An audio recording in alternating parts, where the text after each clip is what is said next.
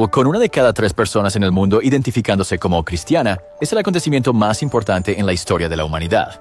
Pero, ¿realmente fue Jesús de Nazaret resucitado de entre los muertos y hay alguna evidencia de ello? Para examinar la pregunta, primero debemos establecer la historicidad de Jesús mismo. Aunque algunos dudan de que él haya vivido, ningún historiador crítico vivo hoy en día duda que Jesús de Nazaret fue un hombre real que vivió y murió en la época que se le atribuye en los evangelios. El historiador judío Flavio Josefo menciona a Jesús 2 veces en las historias. Su primera mención es ampliamente considerada, incluso entre los eruditos cristianos, como alterada por un escriba cristiano posterior para ser más halagadora. Pero aún menciona a Jesús como condenado y crucificado por las autoridades romanas. La segunda mención de Jesús por Josefo es cuando se refiere a la muerte de Santiago, el hermano de Jesús, quien fue apedreado hasta morir por su creencia en Jesús como el Cristo. Jesús también es mencionado por el historiador romano Tácito aproximadamente 86 años después de su crucifixión, y afirma que de hecho fue crucificado por las autoridades romanas, y que un contingente considerable de sus creyentes estaba presente en Roma en el momento de esta escritura, lo que refuerza aún más el relato bíblico de San Pablo. A continuación, debemos establecer la fiabilidad de las evidencias utilizadas para argumentar que la resurrección fue un evento real, a saber, las cartas de Pablo y los evangelios sinópticos de Mateo, Marcos y Lucas. Hoy, ese material está junto con otros libros conocidos como el Nuevo Testamento, y un crítico tendría razón al argumentar que uno no puede usar su propio material de fuente para defender la validez de su argumento, excepto que es un grave malentendido de lo que realmente es el Nuevo Testamento o de lo que originalmente fue. Hoy, el Nuevo Testamento se considera la segunda mitad del libro sagrado del cristianismo, la Biblia. Sin embargo, antes de que se codificara en gran medida alrededor del año 200 después de Cristo, el Nuevo Testamento era una colección de revelaciones apocalípticas, cartas a varias iglesias y la formalización de la tradición oral en forma de evangelios. Específicamente, las cartas de Pablo y los evangelios sinópticos se consideran documentos históricos válidos, que debido a su contenido, luego se convirtieron en un libro sagrado. En palabras del historiador y experto en el Nuevo Testamento, el Dr. Gary Habermas, si no utilizas los libros del Nuevo Testamento aceptados históricamente para argumentar la historicidad de Jesús, entonces los críticos los utilizarán por ti. Pero, ¿han conservado los evangelios de manera confiable los detalles históricos a lo largo de los siglos? Y las cartas de Pablo están aún en su forma original y sin alteraciones con el fin de impulsar una agenda cristiana. El historiador, erudito del Nuevo Testamento y crítico textual Bart Ehrman, él mismo un agnóstico inclinado hacia el ateísmo, señala que no tenemos los autógrafos originales para autenticar los evangelios modernos y las cartas de Pablo. Cartas, en el mejor de los casos, tenemos copias de copias de copias de copias, con los fragmentos recuperados más antiguos que datan aproximadamente de mediados del siglo II. Además, hay evidencia clara de manipulación en los evangelios, con algunos pasajes en los textos modernos hoy en día ampliamente reconocidos por haber sido introducidos en el texto mucho después del original. Quizás el más icónico de estos pasajes fabricados de la Biblia sea Juan capítulo 7, versículos 53 al 11 del capítulo 8. La historia de Jesús y la mujer adúltera. Relata cómo Jesús se encontró con una mujer a punto de ser apedreada hasta la muerte por el pecado de adulterio por las autoridades fariseas. Jesús, sin embargo, interrumpe el proceso y simplemente pide que el primer hombre sin pecado lance la primera piedra, lo que resulta en que los acusadores dejen caer sus piedras y se vayan a casa. Finalmente, Jesús consuela a la mujer y le dice que no la condena. Luego la anima a seguir adelante y no pecar más. Es una anécdota maravillosa y un ejemplo de Jesús, como lo que el filósofo ateo del siglo XX Anthony Flew llamó un ético de primera categoría, excepto que nunca sucedió.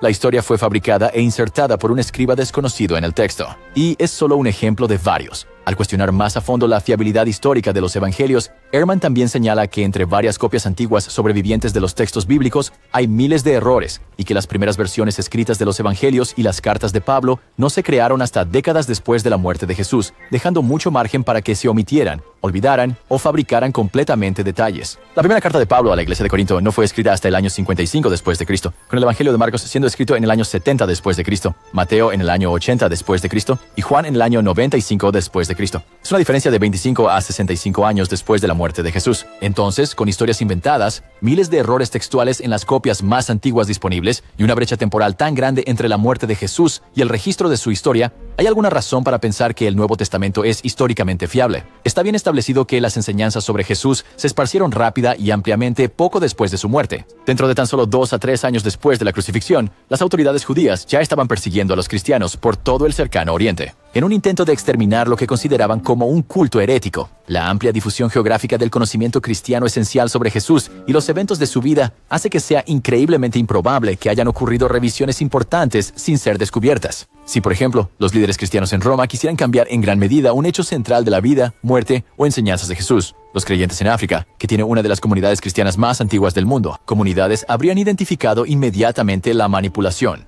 El simple hecho de que hoy sepamos que la historia de Jesús y la mujer adúltera fue una invención es testimonio de lo difícil que puede ser hacer incluso cambios menores al texto sin que sean descubiertos gracias a la amplia distribución geográfica del material original. Además, aunque Bart Ehrman tiene razón al señalar los miles de errores y discrepancias en varios manuscritos antiguos, la realidad es que la gran mayoría de estos errores son insignificantes para la teología central. Estos errores son en su mayoría errores ortográficos y otros errores textuales, o errores tan insignificantes que no afectan el mensaje pretendido del texto. Mientras algunos pueden argumentar que con el tiempo los errores pueden acumularse, como en un juego de teléfono descompuesto, el descubrimiento de los rollos del Mar Muerto demuestra la gran diligencia con la que los textos sagrados fueron copiados y preservados por los judíos. Una copia medieval del Antiguo Testamento, comparada con una copia descubierta con los rollos del Mar Muerto, que datan entre el siglo III a.C.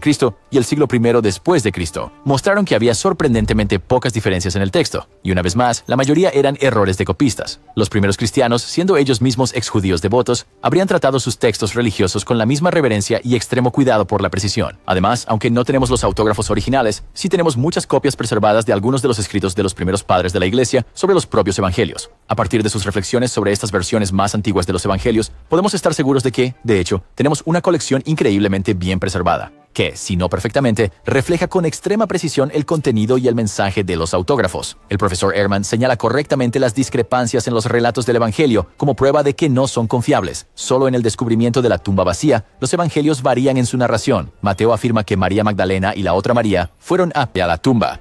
Allí encontraron a un ángel que les dijo que Jesús había resucitado y que debían informar a los discípulos y que debían ir a Galilea para encontrarse con Jesús. Marcos afirma que tanto María como una tercera mujer fueron al sepulcro y encontraron a un joven dentro que les dijo que informaran a los discípulos para que fueran a encontrarse con Jesús resucitado en Galilea. Lucas declara que las mujeres fueron al sepulcro y al entrar en el sepulcro vacío no encontraron a Jesús, cuando de repente aparecieron ante ellas dos hombres con ropas resplandecientes. No se les dice que cuenten a los discípulos sobre el sepulcro, ni que vayan, en cualquier lugar. Juan afirma que María Magdalena fue al sepulcro y vio que la piedra había sido quitada de la entrada, así que regresó apresuradamente a Pedro y a uno de los otros discípulos y afirmó que las autoridades judías o los romanos habían quitado el cuerpo de Jesús. Pedro y el otro discípulo regresaron al sepulcro para encontrar las ropas funerarias de Jesús y ropa, mientras María, en algún lugar fuera del sepulcro y llorando, ve a dos ángeles y a Jesús, aunque no se le permite reconocer a Jesús de inmediato. Entonces, ¿cómo pueden ser conciliables los diferentes evangelios si difieren tanto en su relato del sepulcro vacío? Es importante señalar que solo uno de los relatos del Evangelio, el de Juan, difiere realmente de manera significativa. Mateo, Marcos y Lucas no fueron escritos uno al lado del otro, sino individualmente por diferentes personas.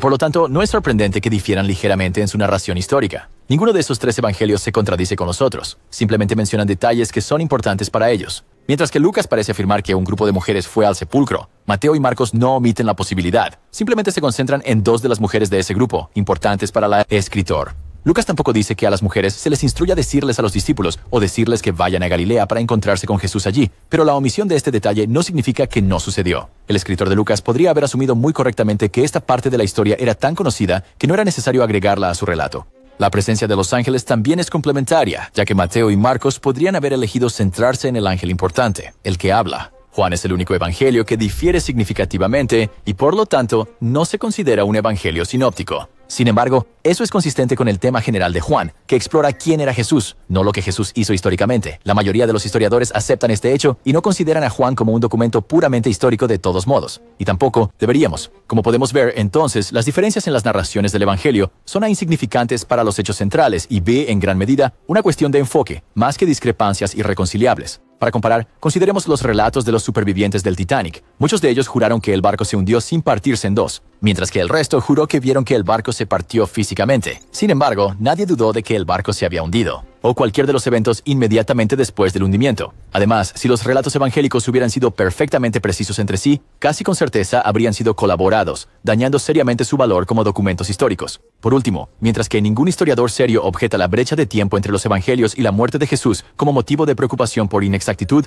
muchos críticos no historiadores sí lo hacen.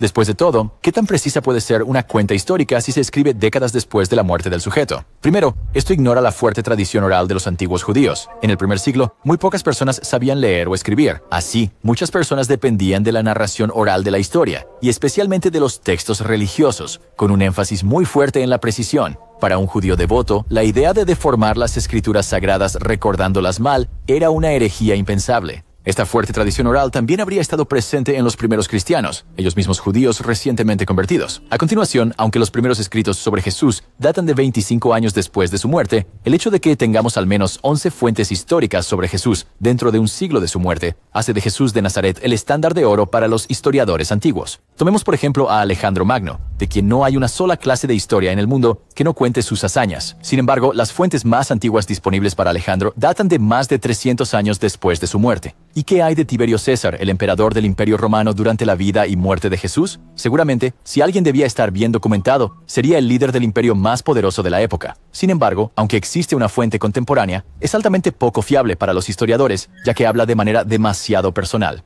La mejor y más temprana fuente sobre la vida y tiempos del emperador de Roma, cuando Jesús murió, es Publio Cornelio Tácito. Está escribiendo 80 años completos después de la muerte de Tiberio. El siguiente es Suetonio, 85 años después de su muerte, y Casio casi 2 siglos más tarde. En pocas palabras, dudar de la veracidad del relato histórico de las Escrituras es poner en duda cada evento de la historia antigua, ya que la vida, muerte y enseñanzas de Jesús son las historias mejor documentadas en el mundo antiguo. Con los evangelios y cartas de San Pablo aceptados como documentos históricos válidos, ¿hay entonces alguna evidencia de la resurrección como un evento histórico? Podemos comenzar nuestra investigación con la tumba vacía. En las narraciones del Evangelio, María Magdalena descubre la tumba vacía. Las ropas funerarias de Jesús están allí, pero el cuerpo no. Los críticos han argumentado que la tumba vacía fue una invención temprana cristiana y han presentado varias teorías sobre lo que realmente sucedió. La primera es que toda la narrativa de la tumba vacía es una invención, pero esto ha sido ampliamente rechazado por historiadores críticos, ya que las propias escrituras registran que las autoridades judías reaccionaron ante la tumba vacía. Tumba al afirmar que los discípulos habían robado el cuerpo, junto con su propia refutación de esta afirmación. Se conserva un claro diálogo de ida y vuelta, mostrando que, sea cual fuere la causa, la tumba de Jesús fue de hecho descubierta vacía. A continuación está la afirmación de que el Sanedrín judío tenía razón y que los discípulos robaron el cuerpo. Francamente, esto es una proposición absurda, ya que se habían colocado guardias en la tumba. Con toda probabilidad, estos eran realmente guardias del templo judío, ya que es increíblemente improbable que Pilato se hubiera molestado en involucrar a guardias romanos en lo que él veía como una disputa religiosa puramente judía. Y en su lugar, simplemente les dijo al Sanedrín que utilizaran los guardias que ya poseían. La idea de que los discípulos sobornaran con éxito a los guardias del templo judío para perpetrar su creencia herética en un Mesías resucitado es increíble hasta el punto de la pura absurdidad. Ni hablar de sobornar a los guardias romanos, quienes enfrentarían la muerte por tal grave incumplimiento del deber cuando se encontró la tumba vacía. La siguiente teoría es la teoría de la muerte aparente. Esta teoría afirma que Jesús realmente no murió en la cruz y en su lugar sobrevivió a su crucifixión. De alguna manera pasó desapercibido por los guardias del sepulcro y regresó con los discípulos, quienes lo celebraron como el Hijo de Dios resucitado. Una vez más, es completamente absurdo creer que un Jesús gravemente herido, que acaba de sobrevivir a una flagelación y luego a una crucifixión y que necesitaba atención médica crítica, podría posiblemente regresar a sus discípulos y convencerlos de que, a pesar de su cuerpo totalmente destrozado, de hecho había vencido a la muerte. En segundo lugar, la crucifixión simplemente no era un evento del que se pudiera sobrevivir a menos que la persona fuera rescatada de inmediato. La forma en que una persona era crucificada llevaría a una asfixia lenta pero segura a medida que la atracción hacia abajo de la gravedad forzaba a un individuo a empujar físicamente contra los clavos incrustados en sus pies, para levantar el pecho y aliviar la presión, permitiéndoles jadear para respirar. Esto no solo habría sido una experiencia extremadamente dolorosa, sino agotadora. 1. Agravado por los efectos de la pérdida de sangre y la exposición. Además, los guardias romanos estaban bastante acostumbrados a crucificar a supuestos mesías judíos y rebeldes en ese tiempo, y bajo la amenaza de su propia muerte, debían asegurarse de que el prisionero no pudiera ser rescatado y, de hecho, murió en la cruz. Por último, en el relato de la crucifixión en Juan 19, tenemos a un centurión romano asegurándose de que Jesús esté realmente muerto al perforar su costado con una lanza, apuñalando hacia arriba y en el corazón para dar un golpe mortal. La Escritura dice que sangre y agua salieron de la herida, lo cual refleja perfectamente lo que la ciencia médica moderna esperaría de una herida así en una persona que murió después de ser crucificada. Antes de la muerte se habría acumulado líquido en la membrana alrededor del corazón y los pulmones debido a la insuficiencia cardíaca. Esto se conoce como derrame pericárdico y pleural. Al ser atravesado el cuerpo de Jesús por la lanza, este líquido se habría filtrado de la herida, seguido por sangre, exactamente como se relata en Juan 19. sugiriendo fuertemente que quien escribió el relato o estuvo presente físicamente en la crucifixión o tuvo el testimonio de un testigo. Entonces, ¿es precisa la narrativa de la tumba vacía? No hay una razón realista para creer que el cuerpo de Jesús fue robado o que Jesús sobrevivió a su crucifixión. Sin una tumba vacía, no podría haber una narrativa cristiana de resurrección. Como una figura bien conocida, debido a su percibida blasfemia y herejía, el lugar de enterramiento de Jesús habría sido conocido por cualquiera que buscara desacreditar los primeros reclamos de resurrección de los discípulos. Y todo lo que las autoridades judías habrían tenido que hacer para cerrar todo el movimiento cristiano en cuanto surgió, simplemente era abrir la tumba y mostrar que Jesús todavía yacía allí, muerto, y que los discípulos eran mentirosos. También es importante señalar quién descubrió la tumba vacía. Mujeres. En la sociedad muy patriarcal de los antiguos judíos, las mujeres no eran consideradas testigos creíbles en el tribunal. Tanto el historiador judío Josefo como el filósofo judío Maimónides dejaron claro que las mujeres no eran competentes para testificar en el tribunal. Como señaló Josefo, el testimonio de una persona sorda, mentalmente incompetente o joven, así como el de las mujeres, era excluido en la mayoría de los casos. A pesar de que las mujeres no eran elegibles para servir como testigos en la mayoría de los tribunales judíos, los primeros cristianos proclamaron públicamente a las mujeres, los miembros menos confiables de la sociedad, como las que descubrieron la tumba vacía. Esto no solo habría sido un detalle increíble, sino también enormemente embarazoso para los primeros discípulos, y el hecho de que el detalle permanezca es una fuerte evidencia de que los discípulos simplemente estaban relatando con precisión el descubrimiento de la tumba vacía. No importa cuán vergonzoso fuera para ellos personalmente. Lo siguiente en nuestra investigación sobre la resurrección son las apariciones de Jesús después de su muerte. La mayoría de los historiadores del Nuevo Testamento afirman que Jesús se apareció a sus discípulos después de su muerte. En palabras de Ed Sanders, erudito del Nuevo Testamento y exprofesor de la Universidad de Duke, lo siguiente es un hecho histórico. Los primeros discípulos vieron a Jesús resucitado. No sé exactamente cómo lo vieron, pero lo vieron.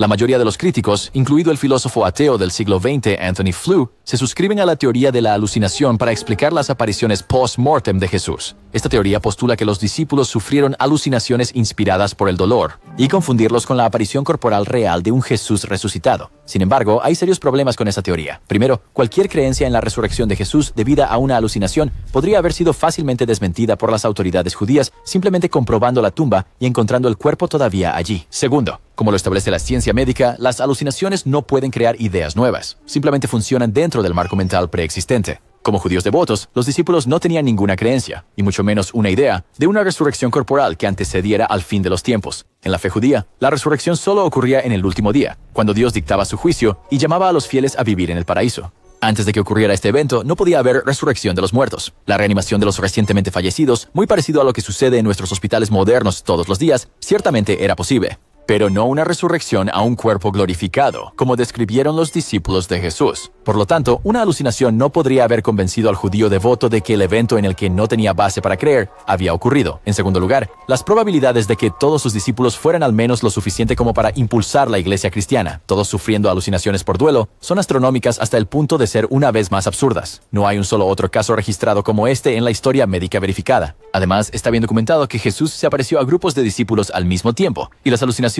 no pueden ser compartidas entre individuos. Un individuo no puede ver lo que está alucinando otro, ni viceversa. Por último, está el caso de San Pablo. Pablo era, en efecto, un terrorista religioso. A medida que la iglesia cristiana primitiva se expandía rápidamente, Pablo tenía la tarea de encontrar a los cristianos y encarcelarlos o matarlos en nombre de las autoridades judías. Sin embargo, 2 o 3 años después de la crucifixión, Pablo, según su propio relato, encontró a Jesús. En ese momento, se dirigía a las sinagogas de Damasco para solicitar su ayuda en la detención de cristianos y traerlos de regreso a Jerusalén para ser juzgados y posiblemente ejecutados. Mientras estaba en el camino, Pablo se encuentra con Jesús y queda ciego, y permanece así hasta que uno de los mismos cristianos a los que fue enviado a arrestar o matar lo encuentra y lo sana.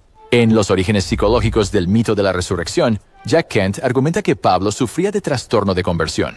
Un trastorno psicológico muy real que afecta comúnmente a soldados, policías y guardias de prisión. Comúnmente, los afectados experimentarán dolencias físicas sin causa aparente, mientras están bajo estrés psicológico severo. Así, se cree que la ceguera de Pablo es un síndrome psicosomático de su trastorno de conversión, causado por su conflicto interno al matar y encarcelar a cristianos inocentes. Sin embargo, como de costumbre, hay problemas con esto. El trastorno de conversión es de corta duración y, por lo tanto, no explicaría el cambio dramático y de toda la vida de Pablo de judío devoto y perseguidor de cristianos a defensor de la fe cristiana primitiva. También es increíblemente improbable que Pablo experimentara trastorno de conversión junto con alucinaciones visuales y auditivas que lo llevaron a creer que Jesús le estaba hablando. personalmente, sin mencionar el complejo de Mesías que surgiría cuando Pablo asumiera la misión de difundir la fe cristiana por todas partes. En resumen, Pablo tendría que haber sido una de las personas más mentalmente enfermas de la historia para sufrir los 4 trastornos mentales simultáneamente. Exactamente en este tramo del camino a Damasco, la teoría de la alucinación simplemente no puede explicar por qué un enemigo declarado de la iglesia cristiana experimentaría la misma alucinación que los propios discípulos de Jesús años después de la muerte de Jesús. Tampoco puede explicar las apariciones post-mortem a grupos enteros de personas, como registraron los discípulos, ya que las alucinaciones son una experiencia personal. Finalmente, una alucinación no podría haber llevado a los discípulos a creer en algo de lo que no tenían concepto antes del evento,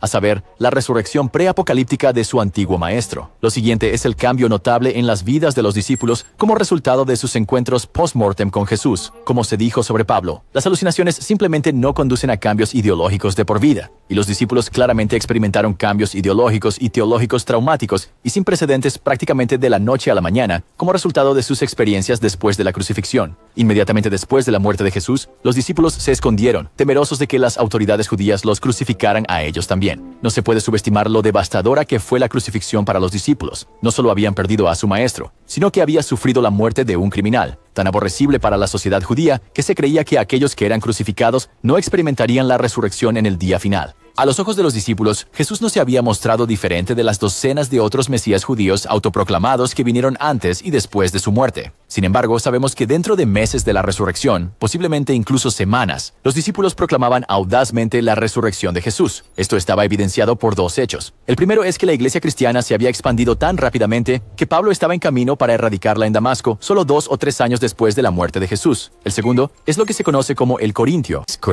escrito por Pablo en 1 Corintios 15, que dice, que Cristo murió por nuestros pecados según las Escrituras, que fue sepultado, que resucitó al tercer día según las Escrituras. La declaración de credo en la carta de Pablo es autenticada como un credo cristiano temprano por el formato en el que está escrita en el original, el griego, que difiere de la forma en que está escrita el resto de la carta de Pablo. En el mundo antiguo, cuando querías ayudar a alguien que no podía leer o escribir a recordar algo, ponerlo en forma de credo. Y como el propio Bart Ehrman atestigua, el credo de Corinto se puede datar a 1 o 2 años después de la crucifixión, con algunos historiadores que lo datan tan pronto como pocos meses después de la muerte de Jesús. Esto significa que dentro de meses después de la crucifixión, los primeros cristianos ya estaban enseñando sobre la resurrección de Jesús, un concepto para el cual no tenían una base ideológica antes de la crucifixión. Y no solo los discípulos desmoralizados y aterrorizados comenzaron a creer que Jesús había resucitado de entre los muertos, sino que casi de inmediato estaban difundiendo su creencia a miles de otros judíos. La creencia en la resurrección no fue la única creencia herética de los discípulos, ya que casi inmediatamente después de la crucifixión, la joven iglesia cristiana cambió su celebración del sábado de sábado a domingo. Este cambio fue motivado por el día de la supuesta resurrección de Jesús y el descubrimiento de la tumba vacía. Y para los judíos del primer siglo habría sido el colmo de la herejía. Entregado a ellos por Dios mismo y honrado durante 2000 años, el sábado y los mandamientos de Dios de mantenerlo santo eran de suma importancia para ellos. Para que los primeros cristianos estuvieran convencidos de que Jesús había resucitado de entre los muertos, y así cambiar su celebración del sábado de sábado a domingo, desafiando casi 2000 años de tradición, habría requerido una increíble carga de presión. Como se observa a lo largo de la historia, las divisiones religiosas simplemente no surgen de la noche a la mañana. Y sin embargo, una de las características definitorias inmediatas de la iglesia cristiana primitiva fue su adopción del domingo como el nuevo sábado. La creencia en Jesús como el Mesías también desafió por completo todas las expectativas mesiánicas judías. Para los judíos del primer siglo que vivían bajo el yugo romano y no habían experimentado independencia durante cientos de años, se suponía que el Mesías triunfaría sobre los enemigos de Israel y los expulsaría de la tierra. No se suponía que el Mesías fuera juzgado por sus enemigos y luego sentenciado a una muerte humillante en un cruz, y mucho menos resucitar 3 días después solo para dejar a los enemigos de Israel en el poder. Para los judíos de la época, el Mesías era una figura triunfante, llevándolos a la victoria, no un sacrificio de expiación por los pecados del mundo. Explicar cómo tantos judíos del primer siglo pudieron llegar a creer en esta versión radicalmente diferente de un Mesías es difícil, a menos que los discípulos tuvieran pruebas en los encuentros post-mortem con Jesús y las instrucciones que recibieron durante esas visitaciones. Los críticos argumentan que toda la narrativa fue fabricada por la iglesia primitiva, pero no lograron explicar lo realmente difícil que sería llegar a creer en Jesús como un Mesías cuando desafió siglos de expectativas mesiánicas. Por último, tenemos la fe de los propios discípulos. Las afirmaciones cristianas de que todos o la mayoría de los discípulos originales fueron martirizados no pueden ser fundamentadas. Pero hay buenas fuentes para varios de los discípulos. El martirio de Pedro fue atestiguado por Clemente de Roma, un líder de la iglesia primitiva elegido entre personas que conocían personalmente a los discípulos. Fue crucificado cabeza abajo, no considerándose digno de morir de la misma manera que Jesús. El apóstol Santiago, que no debe confundirse con el hermano de Jesús, fue asesinado por el rey Herodes alrededor del año 44 después de Cristo. El martirio está atestiguado en el libro de los Hechos, pero también registrado por Clemente de Alejandría, quien nació 100 años después de que Santiago muriera. Pablo, el famoso perseguidor de cristianos, es ampliamente atestiguado por los primeros líderes de la iglesia como habiendo sido decapitado por el emperador Nerón algún tiempo antes del año 68 después de Cristo. Jacobo, hermano de Jesús, es mencionado por el historiador judío Josefo, quien escribe que Jacobo fue ejecutado por lapidación en el año 62 después de Cristo. El asesinato de Jacobo, según Josefo, ofendió a muchos de los ciudadanos, ya que fue llevado a cabo por un tribunal judío organizado apresuradamente durante un periodo de desatención imperial en la región. El martirio de Santiago es particularmente impactante porque, como afirman los evangelios, él creía que Jesús estaba loco mientras estaba vivo, y sin embargo, más tarde moriría por su fe en que su propio hermano era realmente el Mesías. Aunque no se puede confirmar que el resto de los discípulos hayan sido martirizados, los que sí pueden confirmarse pintan un cuadro revelador de un grupo de hombres, que se negaron a renunciar a su creencia en Jesús como el Mesías, a pesar de la amenaza de muerte. A menudo pintados como estafadores por los críticos, no hay ninguna razón posible para creer que, si los discípulos fueran realmente estafadores, habrían mantenido la estafa hasta su propia ejecución. Y sin embargo, la historia no menciona que hayan renunciado a sus creencias. En pocas palabras, los hombres no mueren por creencias falsas. El argumento final a favor de la resurrección de Jesús de Nazaret como un evento histórico sostiene que el relato de la crucifixión y resurrección simplemente carece de adornos legendarios. Como ocurre en casi todas las demás religiones, esto sin embargo es solo mayormente cierto, ya que hay señales claras de legendaria que se filtran en las escrituras. Por ejemplo, cuando Jesús muere, los evangelios hablan de un periodo de oscuridad, o de muchos muertos volviendo brevemente a la vida, o del velo en el templo que separa el lugar santísimo del público rasgándose en dos. Si bien hay algunas pruebas de que pudo haber ocurrido un eclipse el día que murió Jesús, no hay evidencia de que los muertos caminaran brevemente por las calles de Jerusalén, o que la tierra se sacudiera y el templo sufriera daño alguno. Estas son casi con toda seguridad simples adornos legendarios. Sin embargo, al compararlo con otros textos religiosos, lo que destaca inmediatamente del Nuevo Testamento es la crudeza del texto. De hecho, toda la narración de la vida, muerte y apariciones póstumas de Jesús es bastante embarazosa para la iglesia primitiva. Incluso antes de que Jesús muera, las escrituras testifican disputas, quejas y reclamos de sus propios discípulos. Jesús frecuentemente los reprende por su falta de fe o tonterías, e incluso reprende directamente a Pedro, el hombre sobre quien se edificaría la iglesia, por tener una forma impía de pensar sobre las cosas. Uno de los discípulos más cercanos a Jesús es un recaudador de impuestos para los romanos, hombres que eran vistos como traidores y eran tan despreciados por la sociedad judía que no se les permitía adorar en el templo. Y eran considerados impuros junto con varios animales. La propia familia de Jesús no era mejor, con los evangelios registrando que creían que estaba loco. Esto sería más revelador para Santiago, su hermano, quien poco después de su crucifixión llegaría a creer en Jesús como el Mesías e incluso moriría por esa creencia. Cuando Jesús es arrestado, Pedro, nuevamente el más importante de los discípulos, niega a Jesús 3 veces. Luego huye junto con el resto de los discípulos para esconderse con miedo y vergüenza. Cuando Jesús es crucificado, la mayoría de los relatos del Evangelio indican que, en el mejor de los casos, solo unos pocos de los discípulos observaron desde una gran distancia. Solo el Evangelio de Juan, el menos fiable en este asunto, menciona que un único discípulo alguna vez fue muerto. Sin embargo, lo que está claro es que los discípulos no se atrevían a acercarse por temor a ser arrestados. Después de la muerte de Jesús, ninguno de los discípulos cree en su promesa de regresar después de 3 días. Están tan desmoralizados por la crucifixión que se esconden de las autoridades judías. E incluso cuando María Magdalena les trae noticias de la tumba vacía, se niegan a creer. Es solo cuando Jesús se les aparece en cuerpo que creen, y aún así al menos uno de ellos, Tomás, se negó a creer que Jesús no era un fantasma hasta que Jesús le ofreció que lo tocara físicamente. La imagen pintada por los evangelios de los discípulos originales es la de hombres asustados, dudosos, a veces infieles. Exactamente lo contrario de lo que esperarías si toda la narrativa hubiera sido creada simplemente con el propósito de legitimar una creencia en Jesús, en lugar de presentarlos como grandes patriarcas de sabiduría y fe como se esperaría. El Nuevo Testamento es francamente a menudo vergonzoso en su representación de los discípulos, prueba de que los escribas que redactaron los evangelios originales estaban más interesados en registrar la verdad que en inventar relatos, confundiéndolos con atributos legendarios, a partir de un cambio radical y repentino en creencias religiosas profundamente arraigadas, a los relatos atestiguados independientemente de las apariciones corporales de Jesús después de la muerte, a la inexplicable explosión y crecimiento de la iglesia primitiva. La cuestión de si Jesús resucitó o no de entre los muertos sigue sin tener una respuesta naturalista plausible. Si bien se puede proponer una teoría naturalista que responda a uno o más de los hechos detrás de la iglesia primitiva, ninguna teoría puede explicarlos todos juntos. La verdad es que algo significativo sucedió en Jerusalén a principios de los años años 30 después de Cristo. Un evento tan increíble que dividió inmediatamente la fe judía en dos y llevó a una explosión de creencias en Jesús de Nazaret, ejecutado como blasfemo y criminal, como el Mesías resucitado.